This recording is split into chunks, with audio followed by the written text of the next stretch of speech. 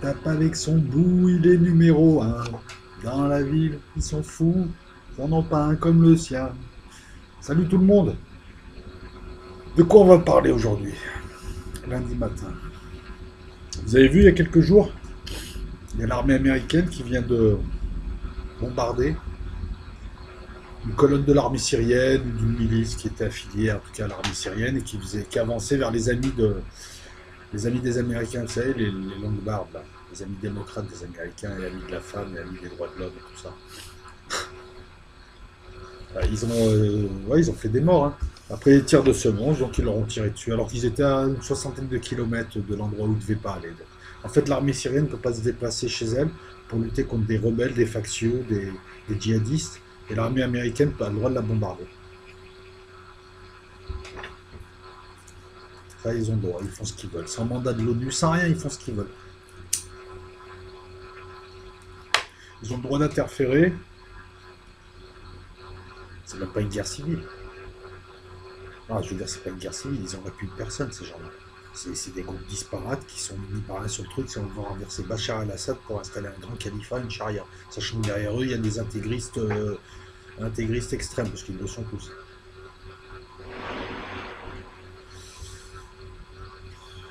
Imagine demain en France, par exemple, demain, regarde. Non, parce que ça, c'est l'histoire du Kosovo qui se répète, hein. Et pour donner les implications. Imagine demain en France, par exemple, les Arabes se rebellent. Ils prennent des bastions. Marseille, les banlieues lyonnaises, les banlieues parisiennes, ils submergent Paris. Ils ont des îlots comme ça. L'armée vient pour réduire. On va dire que c'est une guerre civile parce qu'il y aurait une dizaine de millions de gens impliqués de part et d'autre. Enfin voilà, on va dire que c'est une guerre civile. L'ONU va dire oh non, c'est pas bien, il faut laisser. Et puis l'armée américaine pourra venir bombarder l'armée française. C'est exactement la même chose. Et je peux te le décliner avec chaque pays. Tout le monde sait que Bachar el-Assad lutte contre une tentative de renversement du régime qui a été financée par les gens du Golfe, qui techniquement est administrée par les Jordaniens et les services turcs, hein, les services jordaniens en bas et les services turcs en haut, et avec l'assentiment des USA qui ne voulaient pas trop s'en mêler au départ, et avec l'allègre participation de tous les services secrets occidentaux. Ce qu'ils font les Australiens là-bas, bombardés, je veux dire,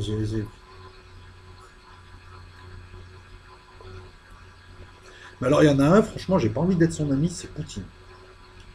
Moi, depuis le début, je sens l'escroquerie. Alors tous les gens qui veulent ah, un sauveur, il est gentil. Moi, je vous ai dit, il joue le rôle du bon flic dans le jeu. Il est du nouvel ordre mondial. Après, voilà. T'imagines, t'as un pote comme Poutine, il vient t'aider, et puis en fait, il fait des affaires avec tes ennemis, ou il les laisse passer. Mais je sais pas, Poutine, il est arrivé pour aider Assad, il est en train de faire des business avec Erdogan, limite, il se roule des pelles. Ils s'entendent bien, bon, ils laissent passer les Israéliens parce que c'est open bar.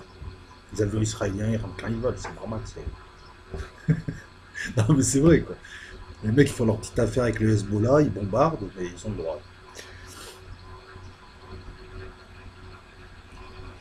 Et ils laissent passer les Américains.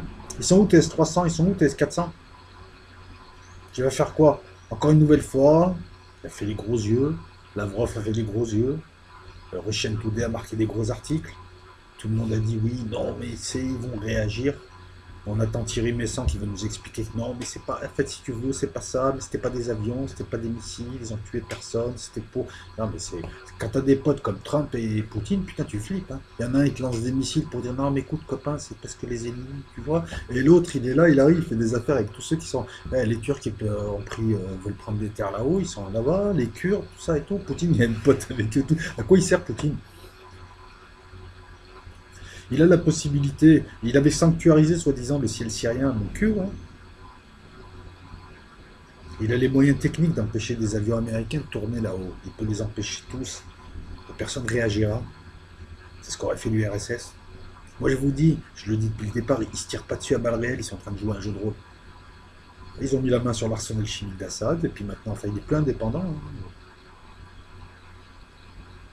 Poutine, c'est l'ami qui te veut du bien, mais bizarrement, quoi.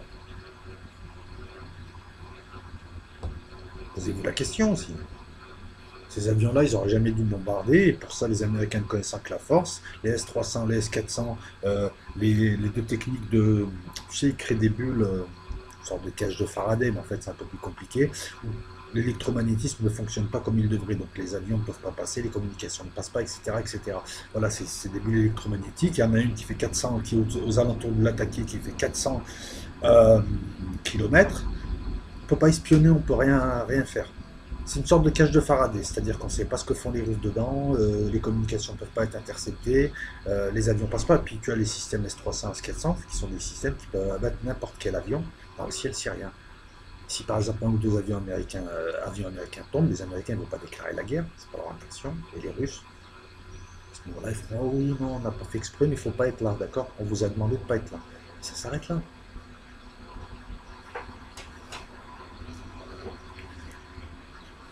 Ah oui, il a servi accessoirement à endormir Erdogan qui croit qu'il quitte l'OTAN, mais en fait il rejoint juste l'autre bras de la tenaille de la pince du système. Voilà. Mais franchement, moi je me pose des questions sur Poutine, sur ses intentions, quoi. Et moi je vais encore vous faire chier avec l'eschatologie. Excusez-moi, je vais me redresser un peu. J'ai bossé toute la nuit, je suis un petit peu fatigué. Et... Quoi? Le t-shirt? Ouais, alors. Regarde ça. Regarde. Tu le veux, hein, t'aimerais bien, hein. Il n'y en a pas dans ta ville, t'es comme ça. Ouais, mais regarde-le pas trop, tu vas l'user. Voilà, non, je disais quoi avant de sortir ma connerie?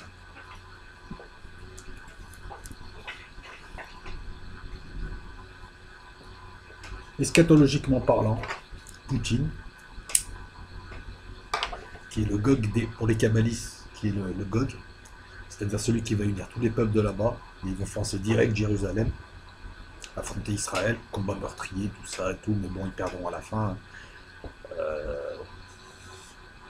Et ouais, des Turco-Mongols qui ressemblent à des sauterelles, il y en a de partout, ils ont les yeux bridés, c'est ça. Je veux dire, les mecs qui arrivent, c'est des gars du Caucase, hein, je veux dire, qui vont envahir. Déjà, quand tu vois Daesh, beaucoup d'entre eux, c'est des Ouzbeks, tout ça, c'est ça, c'est des descendants d'Attila, c'est des descendants des Mongols. En fait, Poutine, il est arrivé en 2015, parce qu'il fallait pas que Bachar al-Assad s'écroule pour respecter le tempo de l'eschatologie, on y est là. D'ailleurs, on va revenir à Macron très vite là, parce que grâce à un post, je te remercie, je me suis rappelé que j'avais oublié de dire quelque chose, et il fallait que je reprécise, à propos de Macron et du mystère de Fatima, enfin de ce qui s'est passé à Fatima. Voilà, donc moi je pense qu'il a joué ça, il a joué le rôle aussi du neutralisateur, du... Bah ouais, le type ou la nana qu'on t'envoie qui fait semblant d'être ton ami et en fait qui t'espionne, l'œil de Moscou, mais là c'est l'œil de Moscou, Washington, parce que c'est eux les PDG. Ah, ils font ce qu'ils veulent. Eux, c'est les PDG. L'actionnaire, c'est Benjamin Netanyahou de la Terre. Et si, c'est ça, attends, arrête.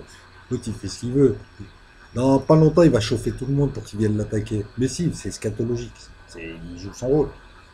Moi, il me fait rire. Bah oui, ils flippent tous de lui. Ils le détestent tous, ils flippent tous de lui.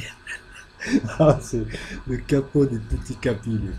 Et puis après, bon, t'as des PDG et tout. Voilà, donc moi, je m'interroge sur le rôle de Poutine, tout ça. Bon, après, je suis curieux de voir ce que va en dire Thierry Messant, tous les gens qui me disent la Russie, c'est nos amis, ils nous défendent, tout ça. Alors, moi, je dis depuis le départ que c'est une grosse film historique, c'est une pièce de théâtre, c'est un processus, etc., etc. C'est tout. Enfin, attention, je ne me moque pas de Thierry Messant, c'est quelqu'un qui est très cultivé, qui a beaucoup de sources, qui a un énorme boulot. Moi, j'y arrive pas à la cheville, c'est tout. Mais je pense qu'il va encore se contorsionner pour expliquer pourquoi les Russes laissent passer les avions américains, les laissent bombarder en traite comme ça, sans même un coup de semence, sans même un avion abattu. On sait très bien qu'il n'y aura pas de guerre, que les Américains ne répliqueront pas. Les Américains, ils sont en train de prendre un tiers de la Syrie. Ils forment des gens, ils veulent prendre un tiers de la Syrie et ils veulent la donner à des gens où tu les connais pas et on va les retrouver ici en train de poser des bombes et te demander où est le bar, à la Wagbar. C'est fou ça. Revenons à Macron, ouais, je vous avais parlé des 100 ans qui démarraient en 1917, Cardinal Holozer, 1884, je vous la refais pas, etc., etc. Ce que j'ai oublié de dire, c'est que voilà, le système veut le faire passer pour le Messie ou pour l'Antéchrist, ils ont attendu la fin des 100 ans pour le faire passer. Comme ça, tout le monde se rappelle cette histoire, vous voyez la manie, tout le monde se rappelle cette histoire, dit, ah bah les 100 ans sont passés, c'est le Christ, ou alors c'est l'Antéchrist. Voilà. Quant à la personne qui m'a laissé le poste, en fait, il y a eu trois apparitions de l'ange qui annonçaient l'apparition de la Vierge en 1915, en 1916. J'ai pris quand même le temps de travailler le sujet, surtout que j'ai passé mon temps à critiquer les youtubeurs qui arrivent, qui commentent. Non, j'ai un peu bossé le sujet. Il y a eu 7 apparitions, 7. Retiens le chiffre 7, encore une fois. 7 apparitions de la Vierge Marie, je t'ai dit, à 7, Isis, 7, Voilà, 7 apparitions, et le délai commence à partir de la première. Moi, ce que je fais là, je reprends les travaux de Louis d'Alincourt. Ça vient pas de moi, là. J'ai oublié de le citer aussi, je m'en excuse. Mais je te remercie pour le poste, parce que ça permet justement d'apporter ces précisions. Voilà, donc, quelque part, c'est très bien. Et puis j'aime bien lire vos posts, j'essaie d'y répondre du mieux que je peux. Voilà, et donc il y a eu cette apparition, puis tu auras d'autres apparitions. Et celle dont tu me parles en octobre, c'est la septième, c'est celle qu'on appelle le miracle du soleil. Voilà. Et quoi qu'il en soit, on va attendre. Moi, bon, c'est pas le Messie, ça c'est certain. Sûr, certain. Voilà. Et moi, ça fait rire les gens quand je dis que le Messie, c'est le Machia, c'est Lucifer, c'est Héros, et il aura un rapport avec la France, il est en France, il sera français. Alors, c'est bien, Cocorico, quelque part. La France joue un rôle à la fin. Je ne suis pas le seul à le dire. Même la langue française a son importance. Moi, souvent, on évoque le langage des oiseaux. Moi, je suis resté longtemps dubitatif, parce que je me suis dit, quand même, c'est des langues qui apparaissent à la fin. Et enfin, je sais pas, moi je ouais, le langage des oiseaux dans le sumérien, je veux bien, mais voilà. Mais peut-être que, comme tout est écrit, peut-être qu'on a dit à la fin, voilà, on va créer un code au départ et on va coder ça et ça sera pour une langue finale. Voilà. Mais wait and see, hein. Parce que de toute manière, comme je vous l'ai dit, euh, on a du mal, hein. Bon, après, quand je vous dis Poutine c'est Gog, ouais, c'est quasiment ça, quoi. Et il est trouble, ce gars, depuis le départ. Donc posez-vous les questions, pensez par vous-même. Ne cédez pas à cette facilité du prêt-à-penser. Et puis toujours voir en binaire. On reproche à ce monde d'être en binaire, voyez en binaire. Voilà.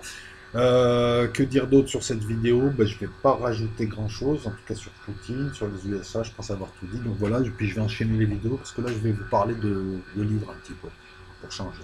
Le livre, et puis il y a toute une série de vidéos qui arrivent, je ne sais pas où est-ce que je vais les mettre. Je pense que je vais partager entre El Loco et la Loca. Il y aura un spécial Lovecraft, Howard Philip Lovecraft. Qui ne connaît pas Lovecraft? Non, pour les plus jeunes, je comprends, mais à un moment donné, c'est la grosse mode de Lovecraft et je tenais aussi à lui consacrer une vidéo rien qu'à lui.